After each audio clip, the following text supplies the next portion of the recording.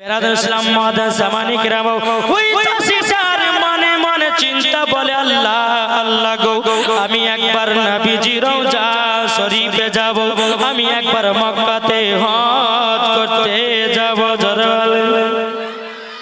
কিন্তু বাবাজি এই চাষির তো টাকা পয়সা নাই কিভাবে যাবে সোনার মদিনা কিভাবে যাবে বাবা আপনার কিনো মক্কাতে হজ করতে কিন্তু চাষিটা মনে মনে ভাবলো যেমন করে হোক আমি সোনার মদিনাতে যাব যেমন করে হোক আমি যাব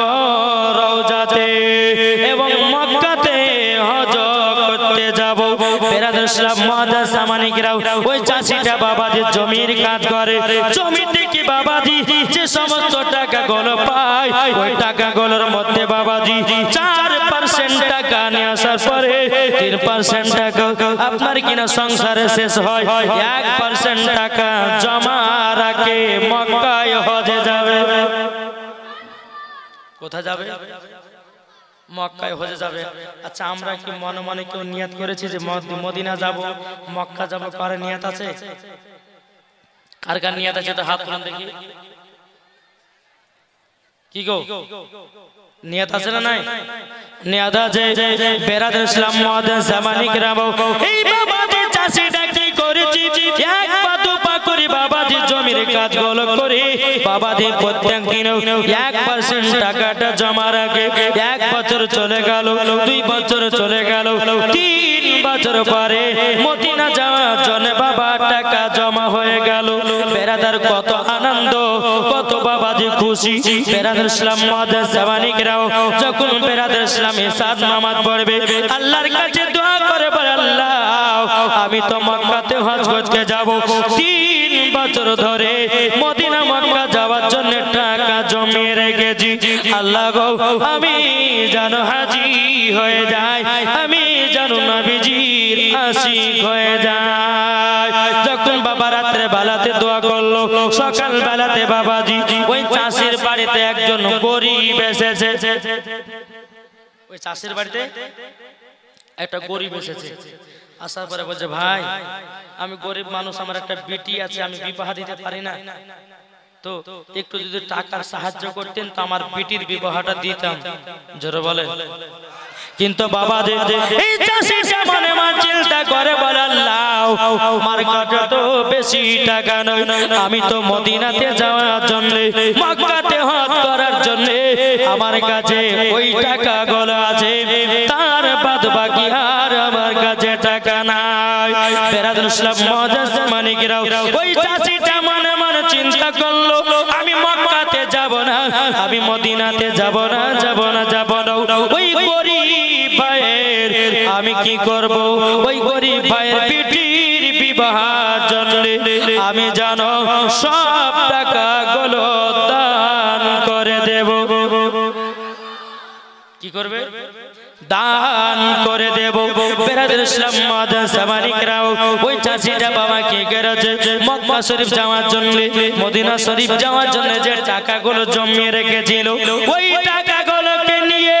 যখন বাবা ওই গরিব মানুষটাকে দিয়ে দেয় বলে ভাই যাও তোমাকে সব টাকাগুলো দিয়ে দিলাম ওগো ভাই তবে শুনে নাও ওগো ভাই তোমার বেটির বিবাহটা আনন্দভাবে দিয়ে দাও বাবা যে যখন টাকা পয়সা দান করা হয়ে গেল চাষিটার চোখ দিয়ে বাবা পানি ঝরঝর করে পড়তে থাকলো আল্লাহ গো আমি 3 বছর ধরে মদিনা যাওয়ার জন্য মক্কায় যাওয়ার জন্য কত কষ্ট করে টাকা জমালো আবার মনে মদিনা যা হলো না আমি মক্কাতে যেতে পারলাম না এইরকম ভাবে নিয়ে বাবা চাষি মানুষটা বাবাজি মনটা খারাপ মক্কা মদিনা যেত যাওয়া হলো না বাবা ঈশার নামাজে বাবা পড়তেছেন বাবা ঈশার নামাজ পড়ার পরে এই সোনা মানিকের আবার তাহাজ্জুদের নামাজ পড়া শুরু করেছে তাহাজ্জুদের নামাজ পড়ার পরে এক নয় দু নয় বাবাজি আমার নবী মুস্তাফার প্রতি 111 বার দুরূদ পড়তে পড়তে এই চাষিটা যায় নামাজে ঘুমায়া গেছে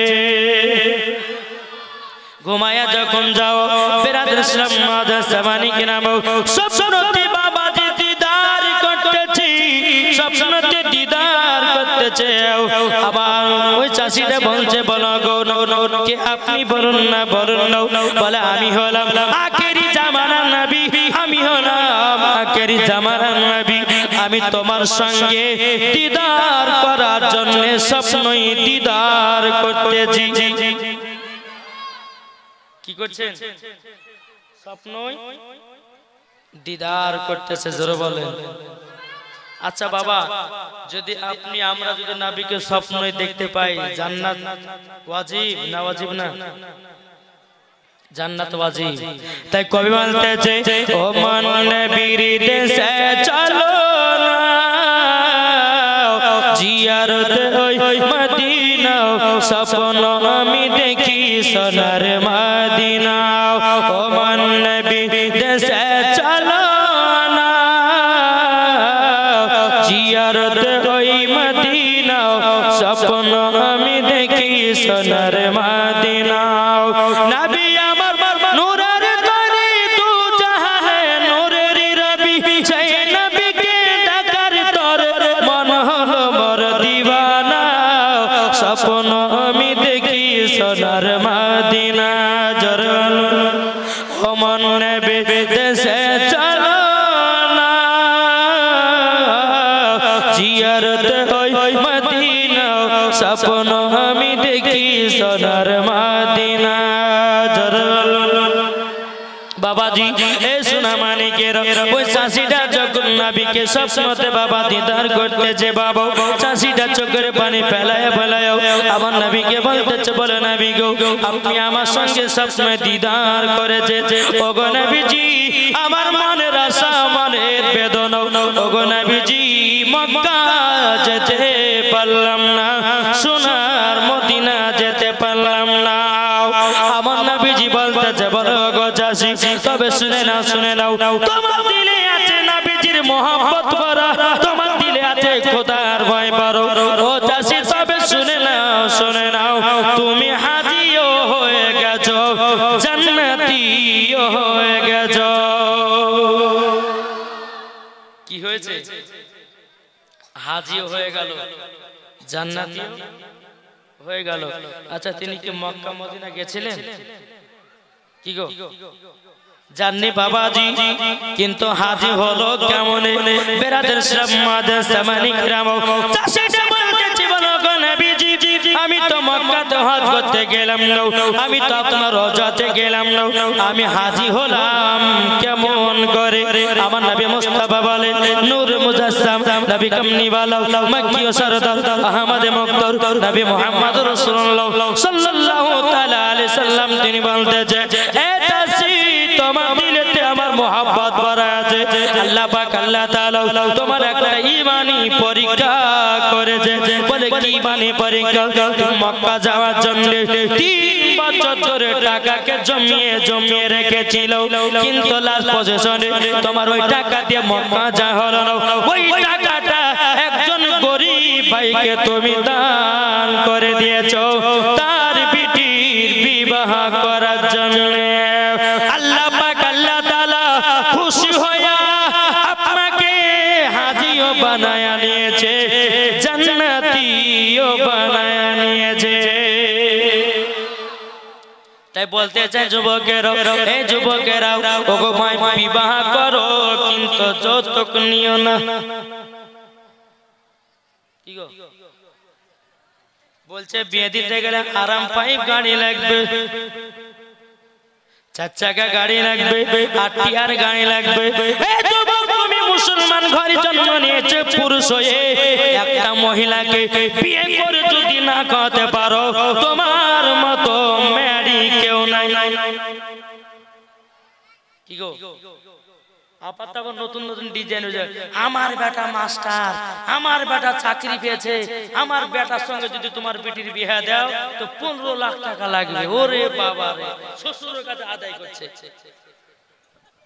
কি গো বাবাজি মুসলমান, আল্লাহ পাক আল্লাহ তাআলা বলতেছে ওয়া কুল জাল হাকু ওয়া দাহাকাল বাতিলু ইন্নাল বাতিলা কানা যাহুকা, সত্য এসেছে মিথ্যা ধ্বংস হয়ে গেছে। এই যে হক কথা বলবো কারোর চলবে ঠিক না আল্লাহ বলছে হক হক বালাকে আমি আল্লাহ বলে পছন্দ করে জোরে বলে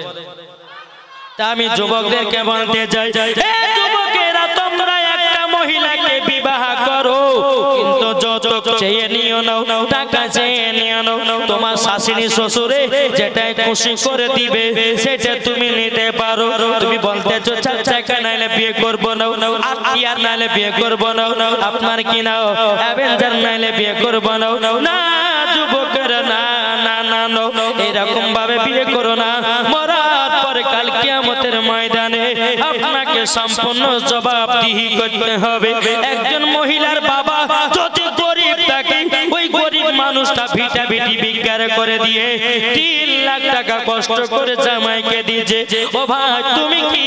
শান্তিতে থাকবা না বাবাজি এ সোনা মানিকের বেটার বিবাহ দেন যৌতুক চেয়ে নেবেন না যৌতুক চেয়ে নেবেন না একটা বাড়িতে বহিয়ে আপনার মেয়ে দেখতে গেছে তো দেখতে যাওয়ার পরে বলছে ভাই তুমিও যৌতুক বিরোধী আমিও যৌতুক বিরোধী তবে আমরা যৌতুক নিয়ে কোনদিন আমরা এই কথাবার্তা যে যেমন পারবে দিবে তো আপনার ছেলের বাবা বলছে মেয়ের বাবাকে বলে আমি তো যৌতুক বিরোধী যদি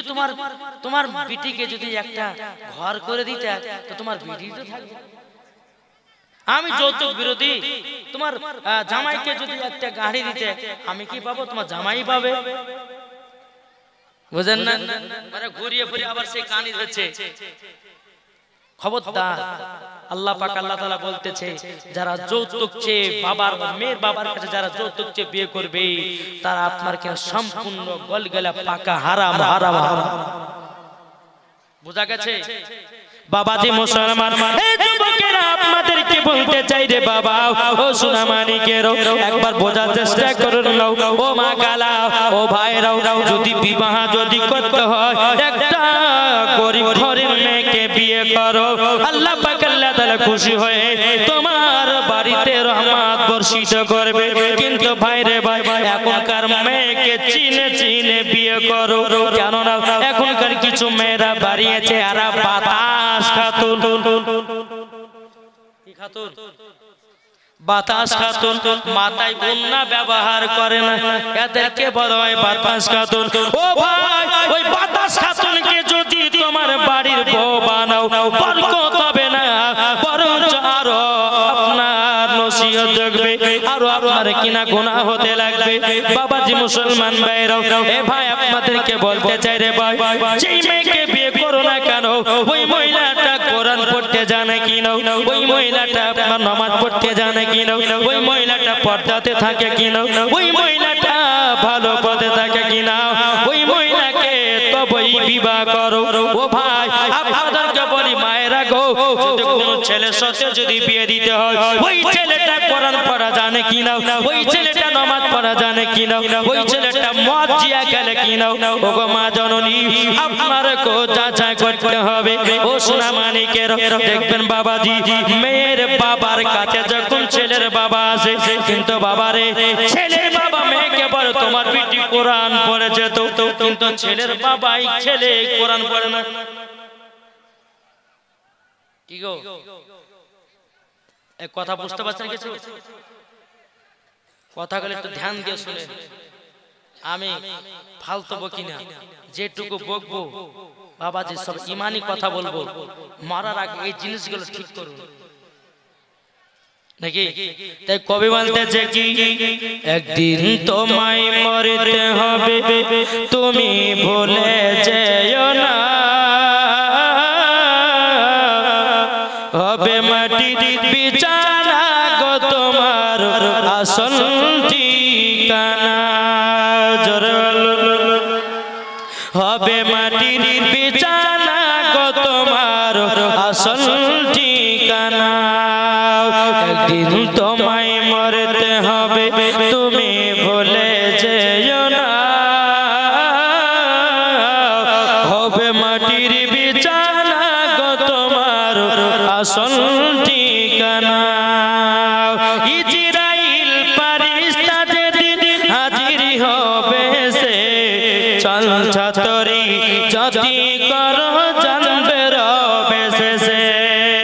ইজরাইল ফারিস্তা যেদিন হাজির হবে সে চল ছতরি যদি করো জানবে রবে শেষে খোদার কাছে করবে দোয়া মুমিন মুমিনা একদিন তোমায় মরতে হবে তুমি ভুলে যেও না হবে মাটির বিছানা গো তোমার আসল ঠিকানা আপন জনের কান্না যদি সবই শুনতে পারে বুক ফুটবে তো মুখ ফুটবে না কেমন জবাব দিবে আপন জনের কান্না যদি সবই শুনতে পাবে মুখ ফুটবে তো বুক ফুটবে না কেমন জবাব দিবে কি করে বুঝাবো তোমায় মনের বেদনা একদিন তোমায় মরতে হবে তুমি ভুলে যেও না হবে মাটির বিছানা গো তোমার আসল ঠিকানা বাবাজি মুসলমান এ সুরা মানিকেরও যখন বাবা এই চাষি মানুষটা বলতেছে ইয়া রাসূলুল্লাহ ইয়া হাবিবাল্লাহ নবী গো তাহলে আমি হাজী হয়ে গেলাম জান্নাতি হয়ে গেলাম আমার নবীজি বলতেছে বলো গো আমার চাষি ভাই তবে শুনে রেখে দাও তুমি হয়ে গেছো জান্নাতি তুমি হয়ে গেছো হাজী কিসের কারণে দেখতে পেলো কিসের কারণে দানের কারণে তাহলে বাবাজি সোনা মানিক ও মা কালা শুনে যান রাতে বেলা গো ওই চাষিটা যখন আমার নবী মুস্তাফাকে যখন স্বপ্নতে দিদার করেছি বাজে যখন দিদার করার পরে এক পা দুপা করে বাবাজি সকাল বেলাতে বিবিকে এসে বলতেছ গো বিবি তবে শুনে নাও তাড়াতাড়ি আজকে আমি আমি স্বপ্নতে দিদার করেছি ও বিবি তুমি আর বেপরদা হয়ে চলো না ও গো বিবি পাঁচ ওয়াক্ত নামাজি হয়ে যাও ও বিবি খারাপ পথে চলো না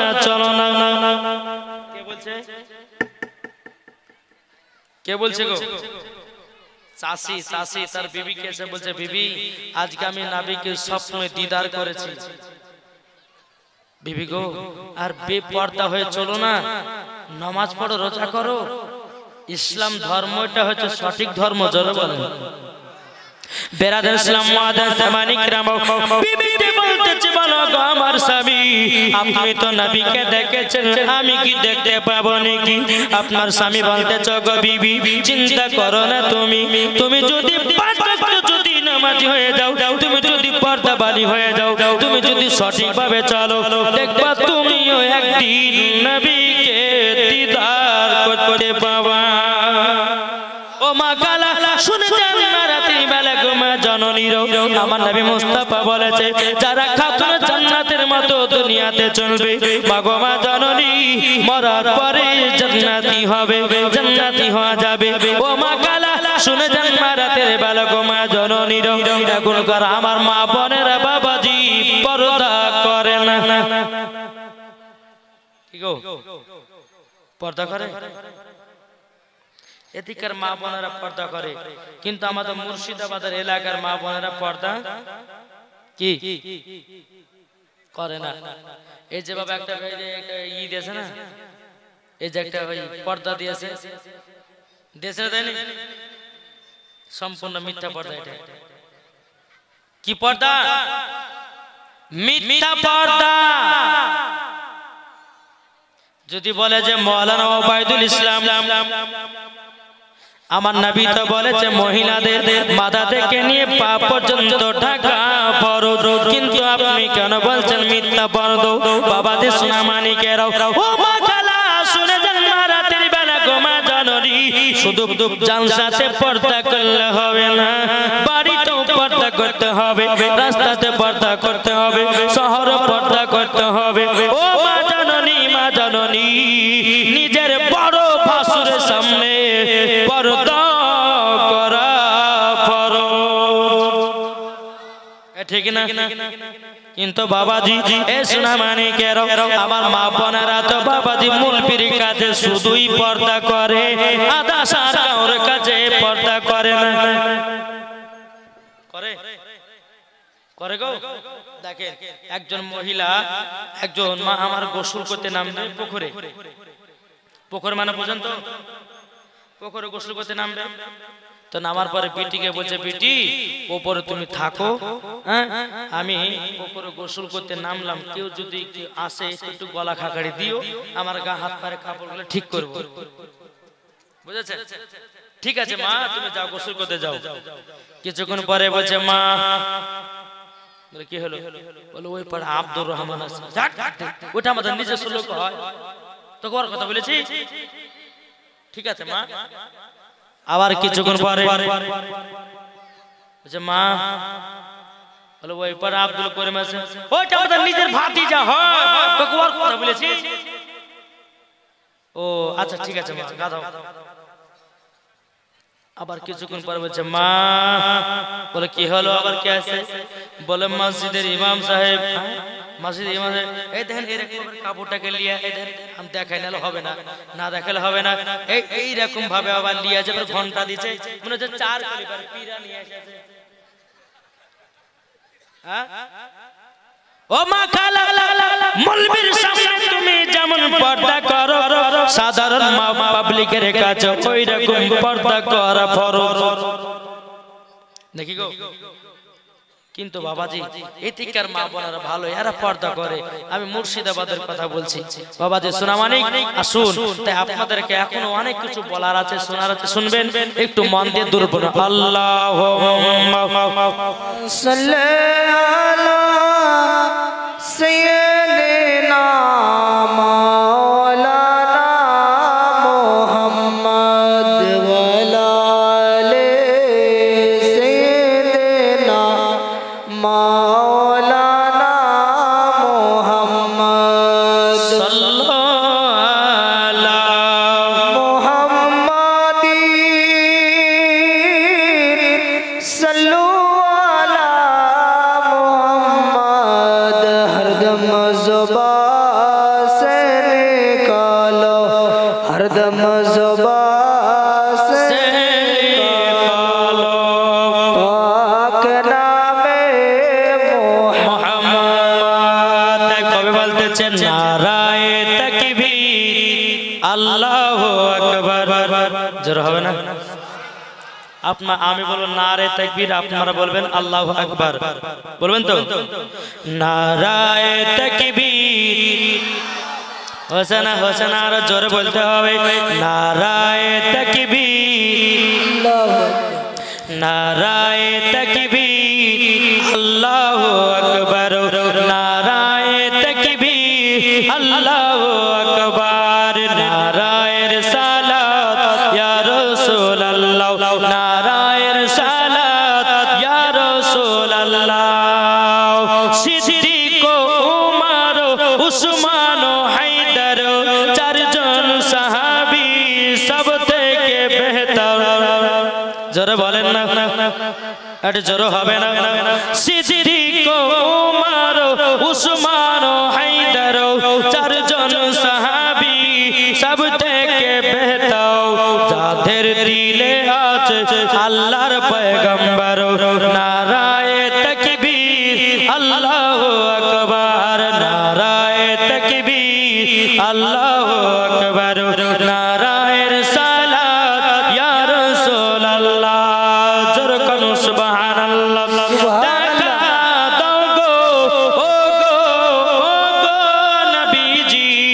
আপনার আশাই মোর বসে যে আছে,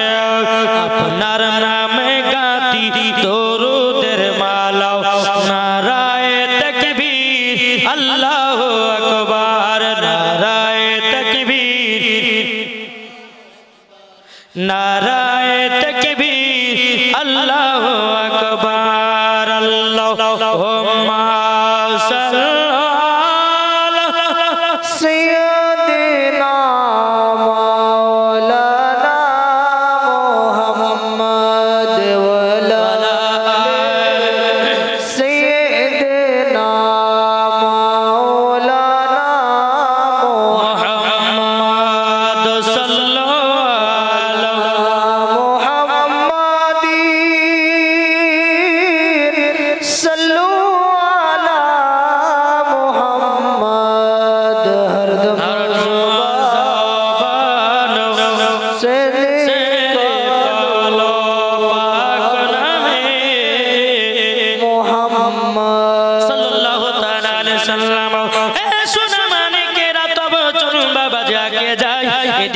চাষির বিবি বলতেছে, মন দিয়ে ঘটনা শুনেন, গলা উঠে গেছে আল্লাহর রহমতে, জোরে কোন সুবহানাল্লাহ।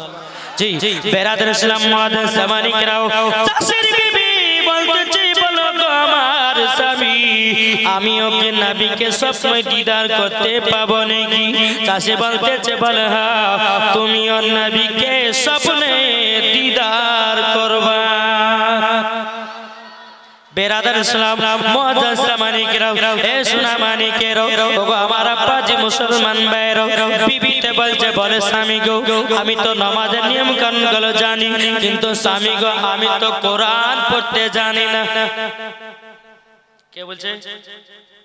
বিবি স্বামীকে বলছে, স্বামী গো আমি তো কোরআন পড়তে জানি, তাহলে আমি কি কোরআন পড়তে পাবো?